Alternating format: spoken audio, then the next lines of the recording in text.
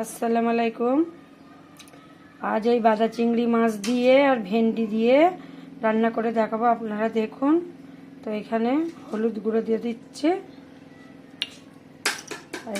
অল্প করে নুন দিয়ে দিচ্ছি,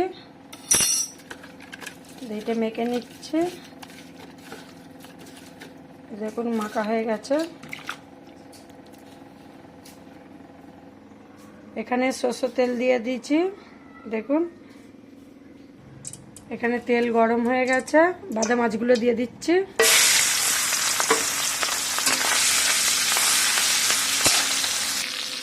এখানে দেখুন বাদা মাছগুলো ভাজা হয়ে গেছে, আমি তুলে নিচ্ছি। তো এখানে মাছগুলো তুলে নিয়েছি, দেখুন। তো এখানে আমি পেঁয়াজ দিয়ে দেব, এই যে পেঁয়াজ দিয়ে দিচ্ছি।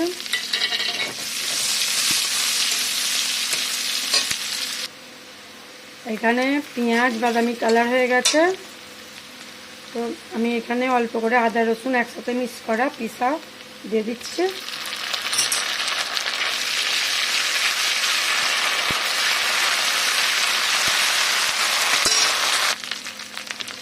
আদা রসুন পাক হয়ে গেছে, এখানে ভেন্ডিগুলো দিয়ে দিচ্ছি। তো এখানে নুন দিয়ে দিচ্ছি অল্প করে।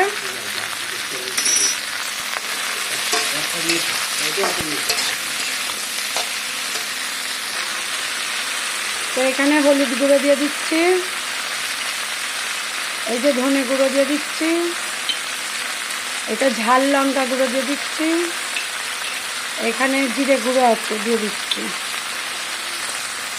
এখানে অল্প পানি দিয়ে দিচ্ছি, নাহলে মশলাগুলো পুড়ে যাবে। এবার আমি এটা কষবো। ভেন্ডি দিয়ে আর বাদা চিংড়ি দিয়ে হেভি হয়, আপনারা বাইরে দেখবেন, খুব সুন্দর হয়। এখানে কাঁচা লঙ্কা টমেটো দেওয়া হচ্ছে, আবারও কষবো। খালি কষার পালা, যত কষবে তত টেস্ট বেশি হবে, মশলার গন্ধটাও যাবে, টমেটোর গন্ধটাও যাবে।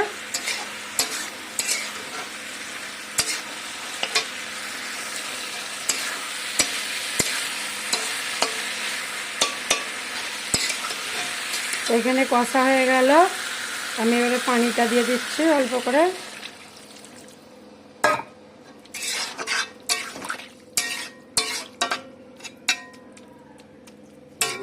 একটা কি পানি থাকবে, দেখুন।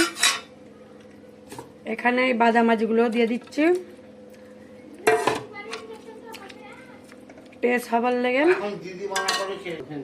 তো এখানে হয়ে গেছে সবকিছু, করে চাপা দিচ্ছি, সেদ্ধ হবে, পানিগুলো সব মরে যাবে একদম।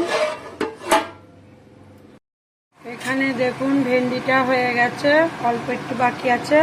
এখানে ধনে পাতা দিয়ে দিচ্ছি, কত লাস্ট ধনে পাতাটা দিতে হবে, দিয়ে একটু লেড়ে দিচ্ছি, খুশবোটা তবে থাকবে। আপনারা দেখে সাবস্ক্রাইব লাইক কমেন্ট করে দেবেন।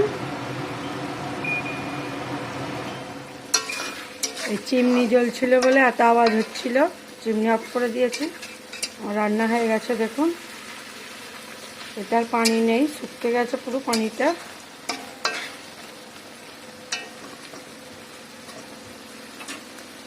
রাখি, ভেন্ডি হয়ে গেছে, গ্যাস অফ করে দিচ্ছি। এই যে দেখুন ভেন্ডি রান্না হয়ে গেছে, আমি প্লেটে বেড়ে ফেলেছি।